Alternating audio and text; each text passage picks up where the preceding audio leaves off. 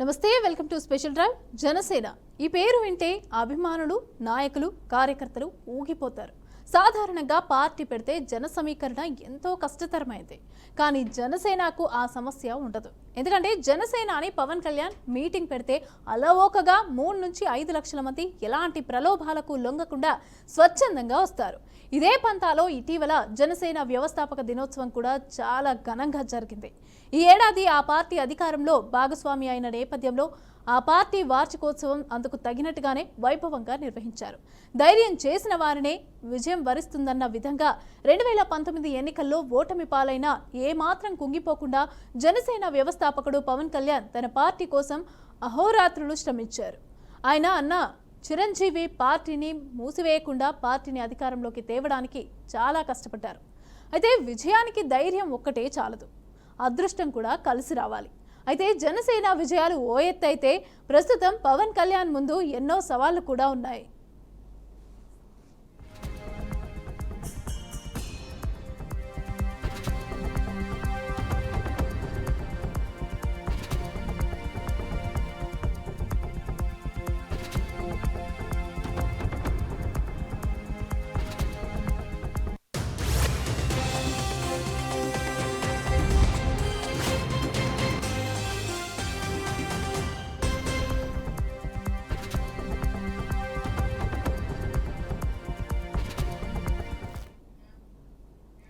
జనసేన వ్యవస్థాపకుడు పవన్ కళ్యాణ్ చాలా అదృష్టవంతుడు, ఇందులో అనుమానమే లేదు.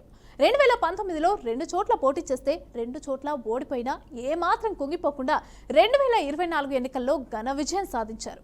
ఉప ముఖ్యమంత్రి కూడా అయ్యారు. అయితే పవన్ కళ్యాణ్ రాజకీయ రంగ ప్రవేశం తెలుగు రాష్ట్రాల్లో చాలా అరుదైనది. ఆయన చాలా అరుదైన ప్రతిపత్తిని కూడా కలిగి ఉన్నారు. చిన్న ప్రాంతీయ పార్టీ అయిన జనసేన అధికారాన్ని అనుభవిస్తోంది. ఇలాంటి అరుదైన అవకాశం పరిస్థితి బీహార్, ఉత్తరప్రదేశ్, మహారాష్ట్ర వంటి రాష్ట్రాల్లో మాత్రమే లభించింది. తెలుగు రాష్ట్రాల్లో పెద్ద ప్రాంతీయ పార్టీలే అధికారాన్ని చేజిక్కించుకున్నాయి. తెలుగు రాష్ట్రాల్లో ఉప ప్రాంతీయ పార్టీలు అధికారాన్ని చేజిక్కించుకున్న పార్టీ ఇదే. ఇక ఏదైనా రాజకీయ పార్టీ అధికారంలో ఉంటే అన్ని సులభంగానే నెరవేరుతాయి. ఎంతో మంది కొత్త మిత్రులు, సంపన్నులు ముందుకు వస్తారు. ఘర్షణ ఉండదు, మీడియా పబ్లిసిటీ లభిస్తుంది, రాజకీయంగా ఖర్చులు కూడా అన్నీ అమరుతాయి. అధికారం కోల్పోతే సంపన్నులైన మిత్రులు వెనక్కి వెళ్ళిపోతారు. కేసీఆర్, ఉద్ధవ్ ఠాక్రే వంటి వారి సంగతి చూడండి. వారికి గతంలో ఉన్న సంపన్నులైన మిత్రులు ఇప్పుడు ఏరి? పవన్ కళ్యాణ్ కాపు సామాజిక వర్గానికి న్యాయం చేస్తానన్న నమ్మకం వారిలో కలిగించారు. అలాగే దళితులు, వెనుకబడిన వర్గాల నాయకులను కూడా ఉత్తేజపరిచారు.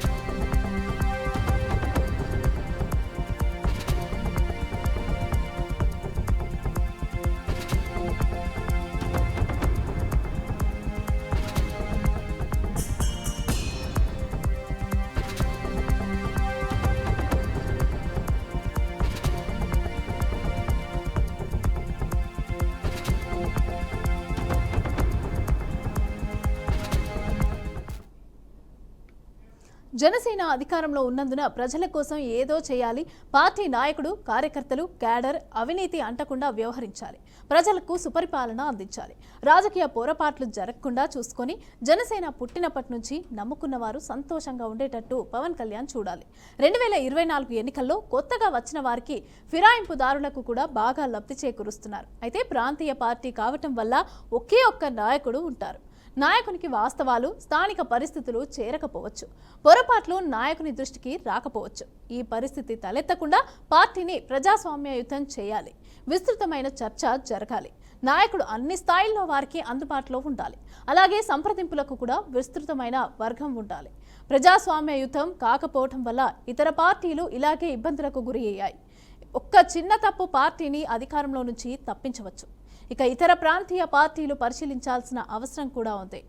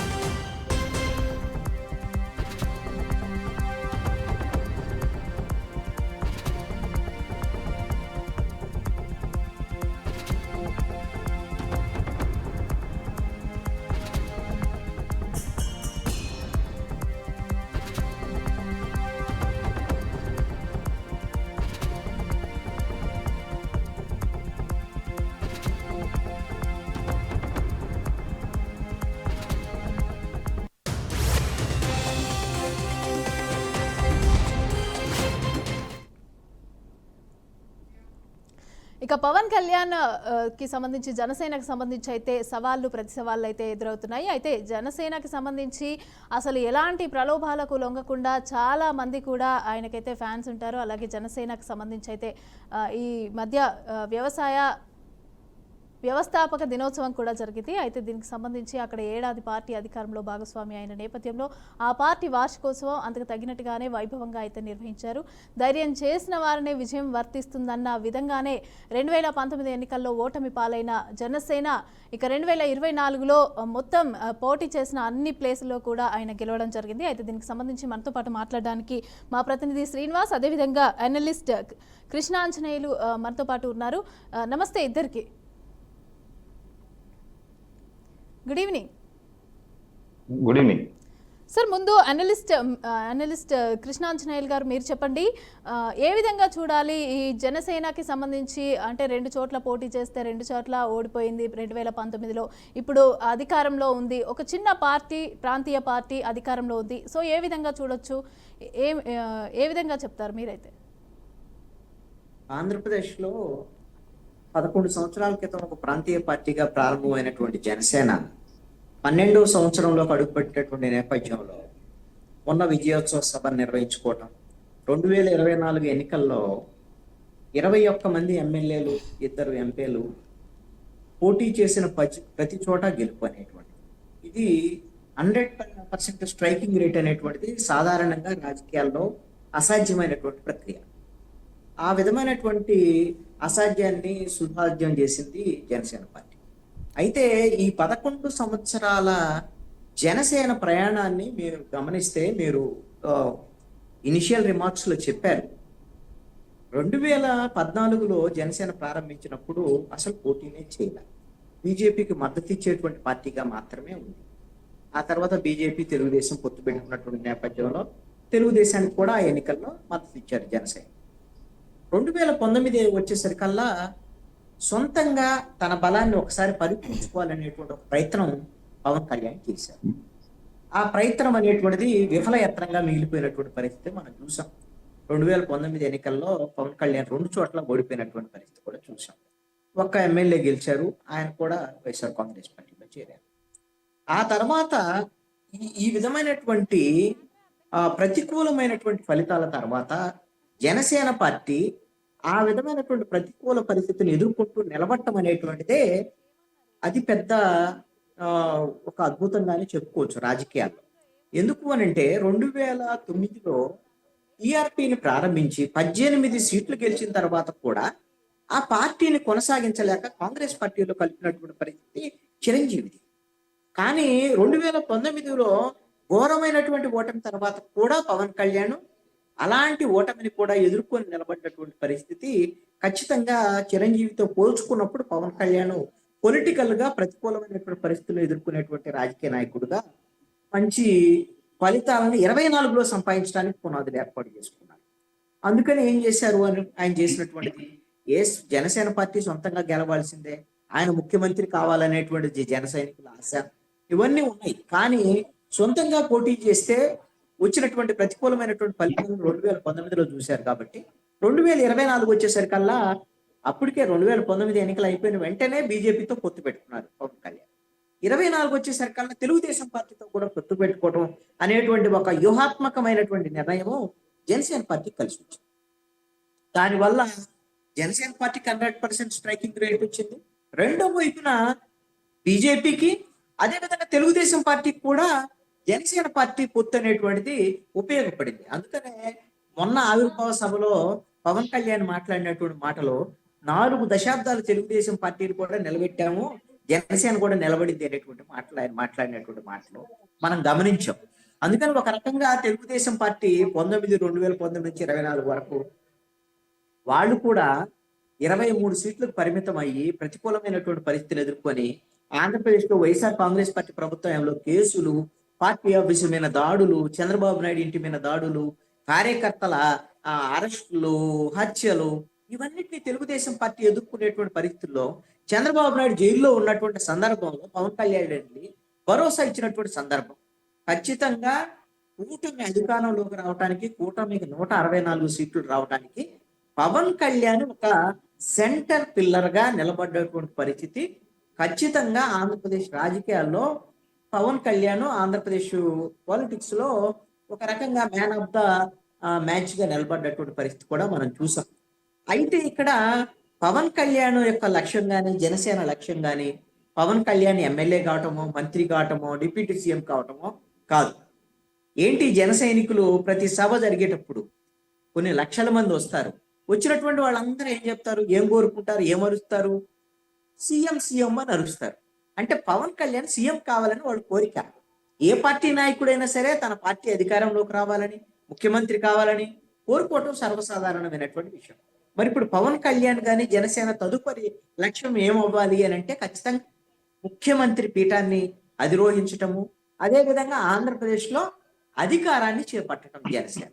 మరి అది మిత్రులతో కలిసి బీజేపీతో కలిసి ముందుకు వెళ్తారా, లేక తెలుగుదేశంతో కలిసి ముందుకు వెళ్ళేటువంటి పరిస్థితి ఉంటే మరి పవన్ కళ్యాణ్ అసలు ముఖ్యమంత్రి అవకాశం వస్తుందా రాదా అనేటువంటి అనుమానమే. అయితే మొన్న జరిగినటువంటి విజయోత్సవ సభలో పవన్ కళ్యాణ్ తన భవిష్యత్తు రాజకీయ కార్యాచరణ ఎలా ఉంటుంది అనేటువంటి విషయాన్ని సుస్పష్టంగా ప్రకటించాడు. అది ఏమిటి అని అంటే భవిష్యత్తులో జనసేన పార్టీ తెలంగాణలో విస్తరించబోతుందని, అదేవిధంగా కర్ణాటక, తమిళనాడు, మహారాష్ట్ర ఈ రాజకీయాల్లో కూడా జనసేన పార్టీ ముందుకెళ్ళబోతుంది అనేటువంటి విషయాన్ని బయటికి వెల్లడించారు. ఆ భాషల్లో కూడా మాట్లాడాడు పవన్ కళ్యాణ్. దాని వెనకాల ఉద్దేశం ఏంటంటే దక్షిణాది రాష్ట్రాల మొత్తానికి జనసేన విస్తరించబోతుంది అని. అంటే దీని ద్వారాగా ఆంధ్రప్రదేశ్ ప్రజలకు ఇచ్చినటువంటి సందేశం ఏంటంటే భవిష్యత్తులో జనసేన బీజేపీ కలిసి ముందుకు వెళ్ళి జన సైనికుడు పవన్ కళ్యాణ్ ఏమో దక్షిణాది రాష్ట్రాల్లో బీజేపీకి సహకరిస్తాడు. ఒక సనాతన ధర్మకర్తగా ఒక కొత్త ఎజెండాని బీజేపీ ఇచ్చినటువంటి రోడ్ మ్యాప్ తీసుకొని ఆయన ముందుకు వెళ్ళి మిగతా రాష్ట్రాల్లో బీజేపీకి సపోర్ట్ చేస్తారు. మొన్న మహారాష్ట్రకి వెళ్ళి ఎన్డీఏ తరఫున ప్రచారం చేశారు పవన్ కళ్యాణ్. అక్కడ ఎన్డీఏ అభ్యర్థులందరూ గెలిచినటువంటి పరిస్థితి ఉంది.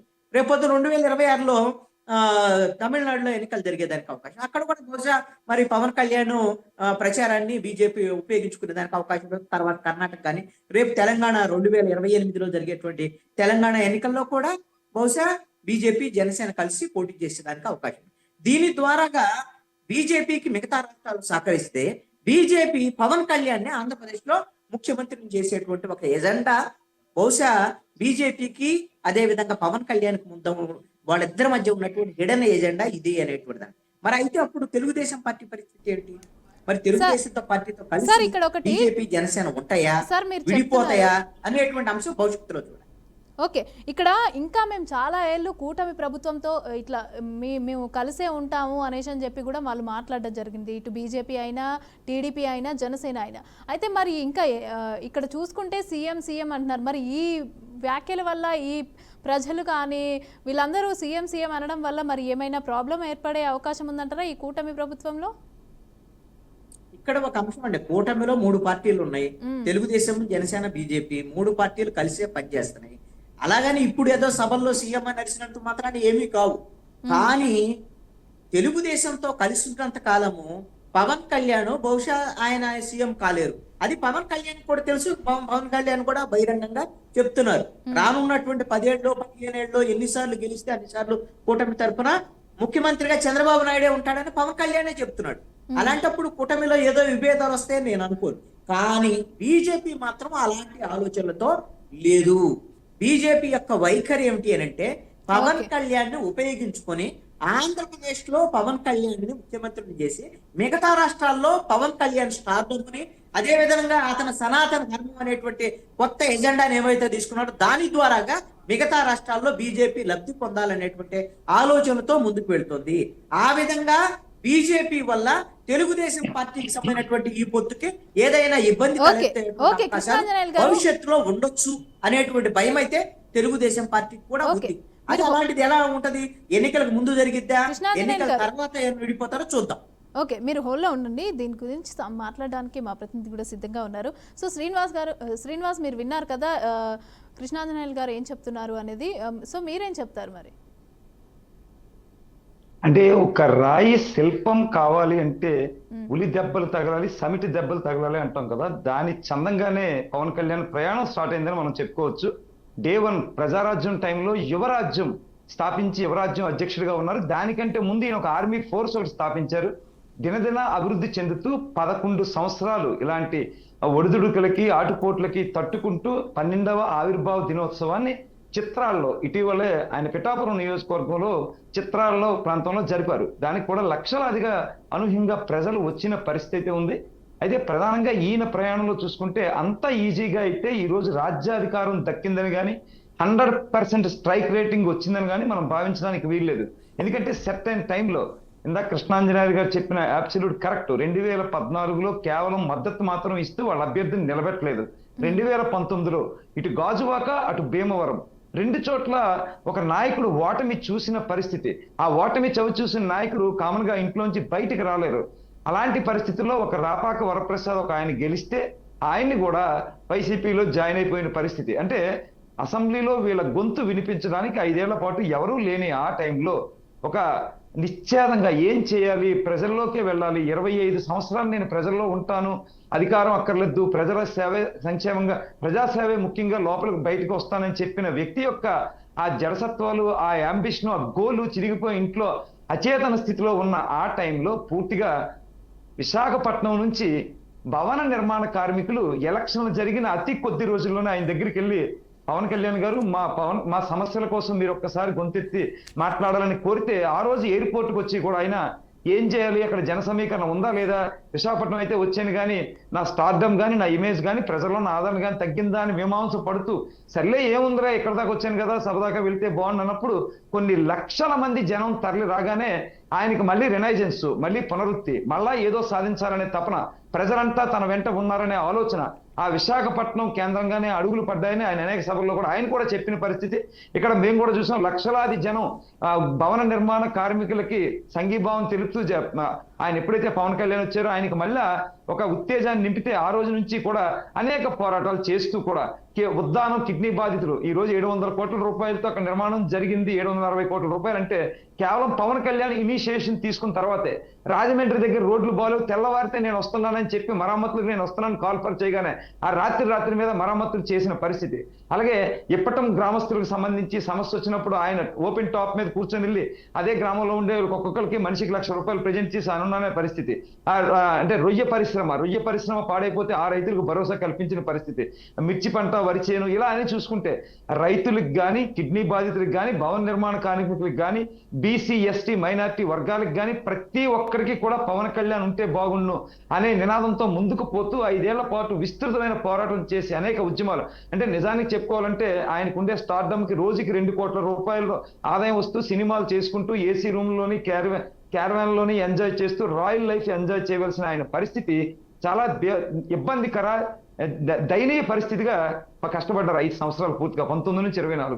విశాఖపట్నంలో జనవాణి కార్యక్రమం పేరిట సుమారు 3,000 మంది వరకు అర్జీదారులు ఇస్తారని ఆయన వచ్చి ఆ జనవాణి కార్యక్రమం చేసుకుందామని వస్తే నోవాటల్ హోటల్లో నిర్బంధించి 3 రోజులు నిర్బంధించి వాళ్ళ ముఖ్య నాయకులందరినీ కూడా విశాఖపట్నం సెంట్రల్ జైల్లో వేసేస్తే అవన్నిటినీ తట్టుకొని మరలా వెళ్ళి ఆయన మంగళగిరి పార్టీ ఆఫీసులో ఆయన గొంతు వినిపించి నన్నేమీ చేయలేరని గట్టిగా పోరాడి విశాఖపట్నం కేంద్రంగా అయితే మరికొంతమందిని అరెస్ట్ చేస్తారేమో అని వాళ్ళ బాగోగులు వాళ్ళ భవిష్యత్తు కాంక్షించి ఇక్కడి నుంచి వెళ్ళిపోయి మంగళగిరిలో ఓపెన్ ఛాలెంజ్ అప్పటి జగన్మోహన్ రెడ్డి విసిరిన పరిస్థితి.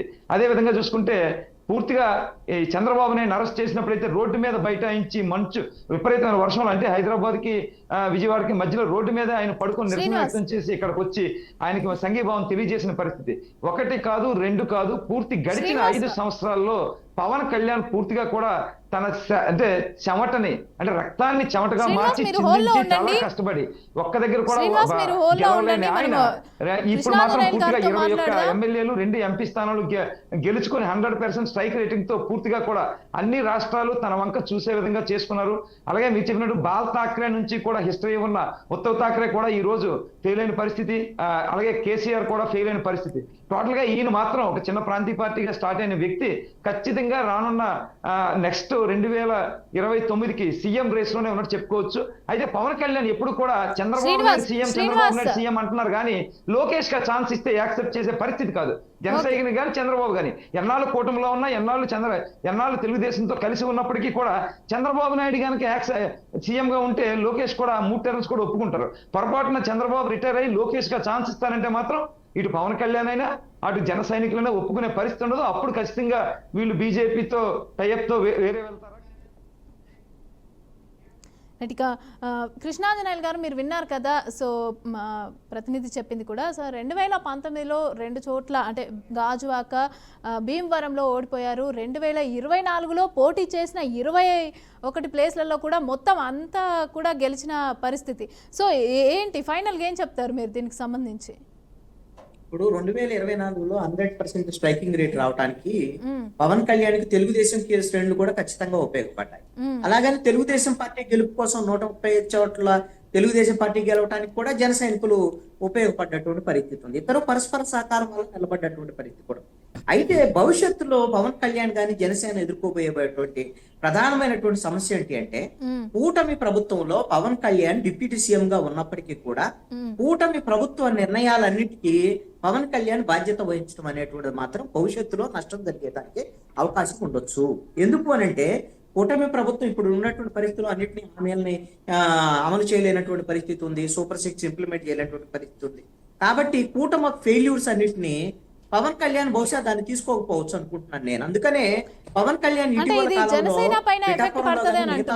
మాట్లాడినటువంటి సందర్భంలో మహిళలకు సంబంధించిన రక్షణ విషయంలో హోంశాఖ సరిగ్గా పనిచేయలేదు కానీ మిగతా అంశాలు కానీ ప్రభుత్వంలో ఉండే ఎందుకు మాట్లాడారు అంటే, ప్రభుత్వం కింద సరిగ్గా పనిచేయకపోతే ప్రశ్నించేటువంటి విధానాన్ని జనసేన ఏ విధంగా అయితే అవలంబించేటువంటి విధానం ఉందో, పవన్ కళ్యాణ్ కూడా అదే తరహాలో ముందుకెళ్లేటువంటి ఆలోచనలతో ఉన్నట్టుగా కనపడుతుంది. అంటే ఒకవేళ ప్రభుత్వం మీద ఫెయిల్ అయితే అది నాయకత్వం వహిస్తున్నటువంటి ముఖ్యమంత్రి చంద్రబాబు నాయుడు యొక్క బాధ్యత. ఇప్పుడు ప్రభుత్వం సక్సెస్ అయినప్పుడు దాంట్లో మంత్రులందరిలో పవన్ కళ్యాణ్ కూడా ఒకరు. అంతే తప్ప ఆయనే స్వతంత్ర నిర్ణయాలు తీసుకునే దానికి అవకాశం ఉండకపోవచ్చు అని. కలిసినంత కాలం ముఖ్యమంత్రి ఉండకపోవచ్చు. బహుశా వాళ్ళతో విడిపోతే మాత్రమే భవిష్యత్తులో బహుశా 2029 ఎన్నికల తర్వాత మాత్రం ముఖ్యమంత్రి బీజేపీతో కలిసి ముందుకెళ్తారు. Okay, thank you. లైవ్లో జాయిన్ అయినందుకు అనలిస్ట్ కృష్ణాంజనేయులు గారు, అదే విధంగా మా ప్రతినిధి శ్రీనివాస్, థ్యాంక్ యూ లైవ్లో జాయిన్ అయినందుకు. సో చూసాం కదా, 2019లో 2 చోట్ల అంటే భీమవరం అదేవిధంగా గాజువాకలో పోటీ చేసి అక్కడ 2 చోట్ల కూడా ఓడిపోయిన పరిస్థితి. ఇక ఆ తర్వాత వైజాగ్లో స్టార్ట్ చేసి ఆయన ఎక్స్పెక్ట్ చేయలేదు అంతమంది వస్తారు అనేసి అని చెప్పి అప్పుడు అక్కడ రియలైజ్ అయ్యి మనం మళ్ళీ స్టార్ట్ చేయాలి అనేసి ఒక దాన్ని తీసుకొని ముందుకు వెళ్ళడం జరిగింది. 2024లో పోటీ చేసిన అన్ని ప్లేసుల్లో కూడా ఘన విజయం సాధించడం జరిగింది. దీనికి సంబంధించి మరి ఏ విధంగా ఉండబోతోంది భవిష్యత్తులో, ఏమైనా కూటమి ప్రభుత్వంతోనే మేము కూటమిలోనే ఉంటాము అనేసి అని చెప్పారు. మరి దీనివల్ల ఏమైనా జనసేనకి ఇబ్బంది జరుగుతుందా లేదా అనేది మనం భవిష్యత్తులో చూడాల్సి ఉంటుంది. ఇది ఇవాల్టి స్పెషల్ డ్రైవ్. చూస్తూనే ఉండండి BRK న్యూస్.